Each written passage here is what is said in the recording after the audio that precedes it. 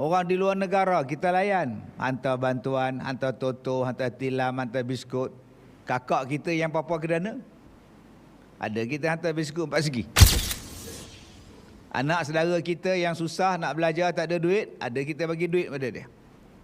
Manusia cuma nampak orang jauh. Dia nampak di Afrika, dia nampak di Timur Tengah, dia nampak di Asia Tenggara. Tapi dia tak nampak adik-beradik dia yang duduk satu kampung dengan dia.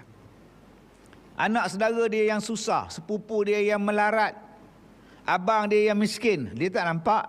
Sebab kalau dia tolong abang dia tolong saudara dia, orang tak nampak. Dia lupa. Allah nampak bila kita mengeratkan silaturahim, menyambung silaturahim. Kata Rasulullah tadi dalam hadis ini, ayyubsatalahu rizqah, akan rizqihi, akan ditambahkan rezekinya, wa yunsa'alahu, malah akan ditumbuhkan, dipanjangkan, ditambahkan fi asari, umurnya.